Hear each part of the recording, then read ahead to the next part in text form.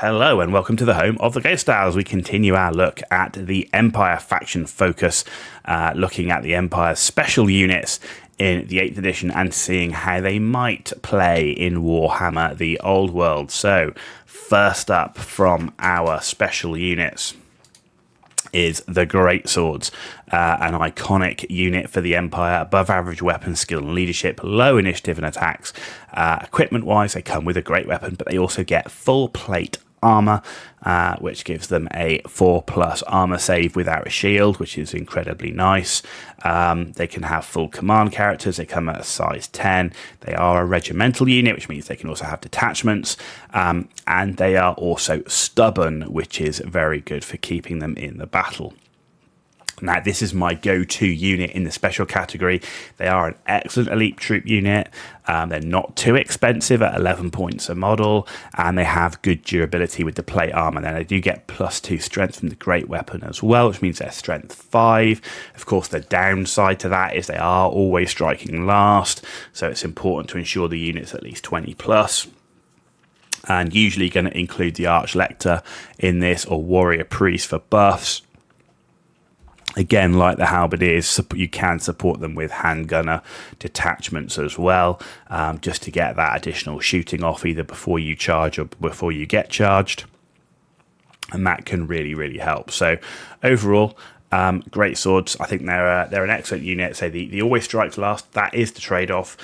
You just have to rely on, the durability of the armor save, coupled with buffs you might get from the Warrior Priest. So depending on what's charging you or what you're fighting, you can decide, do you want to re-roll the wounds or do you want to take the 5+ ward save.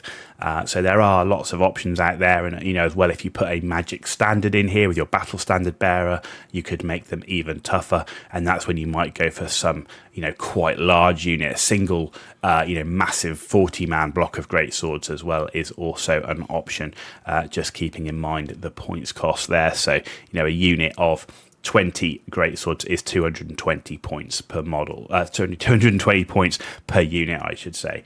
But yeah, a great unit, a great choice, and often seen on the tabletop.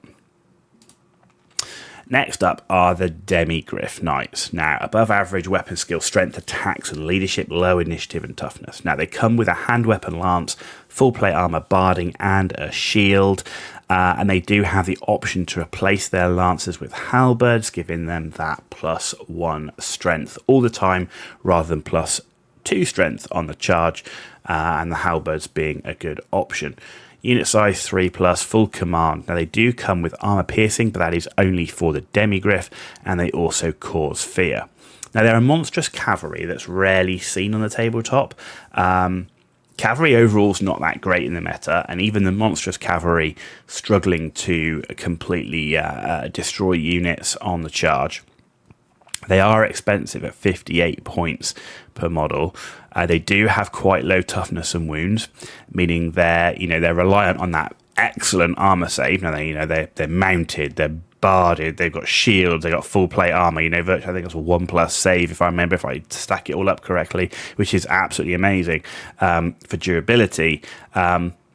But they're expensive. Yes, they might get to charge. And if they charge a weak unit like zombies or skeletons or something, yes, they're probably gonna do a lot of damage to them. But you charge anything of any sort of durability, let's say a Chaos Warrior unit or even a unit of Chosen, they're just not gonna do the business. And I say even with the halberds, you're putting them on.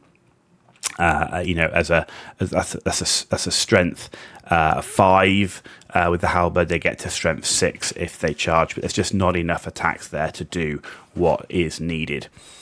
Also, people in terms of didn't really like the look of the Demigryph Knights, kind of felt they were a bit odd in the Empire army, which does take a lot of its references from historical units and armor and stuff, so they kind of depending on how high to low fantasy a player's army list look, if you went very sort of low fantasy, they could look a bit out of place. The other choice, however, are the Reichsguard Knights. Now, Reichsguard Knights, above average weapon skill, strength, and leadership, low toughness, initiative, and wounds. Equipment-wise, hand weapon, lance, full plate armor, barding, and shield. So again, that great armor save, but they do come with stubborn, like the great swords. So, if wanting a cavalry unit in my army list, this would be my choice. You can take 2 of these for the price of 1 Demigryph Knight, which allows some more bodies on the field. They got the +1 strength, which is nice, the same as the Demigryph Knights. However, the stubborn rule is worth the 5-point increase over a knightly order unit. So essentially, you've got a knightly order unit in a circle knight. So you've paid that extra 3 points to get the additional strength. But with the Reichsguard, you also get the stubborn rule as well. So it's definitely worth taking. However, in general, I prefer to spend my special category points on artillery and greatswords. Again, as I've said many times about where cavalry sits in the meta in 8th edition. So there are other good picks, but if you do want a big heavy cavalry unit, the Reichsguard Knights would be my choice of the options in the Empire army list. Okay, coming up to the final entry in the part 1 of our special units look, which are the Huntsmen. They average everything with good leadership and low initiative. They got an equipment, which is the bow and the hand weapon, so strength 3, 24-inch range, and we know that's not great. Special rules, however, they do come with scouts and skirmish. Now, they're 1 point more than an archer. And essentially for that, they gain the Scouts rule. So, the archers come with skirmish. Well, for 1 point more, you essentially get the Scout rule. And that's fine. But again, they're just better choices in the special category. I'd still prefer crossbowmen because what are you doing here? You're really thinking about ranged damage, and crossbows and handguns just do it better. And so I'd still prefer to take them. The other thing with Huntsmen is you're not going to be adding them as an attachment. So if you do take them, you're going to take them on their own. So yes, a cool flavorful unit in that regard. But personally, when I want to do ranged damage, I would choose a handgun and a crossbow. The scout and skirmish rules just not doing enough to make it worth taking this unit. That brings us to the end of the part 1 of our Empire special units. Hope you found it interesting. If you liked the video, give it a thumbs up. If you didn't like it, give it a thumbs down. But let me know why in the comments down below. That is how I'm going to improve my content. Also, please hit that subscribe button. It is absolutely crucial for me to keep doing this.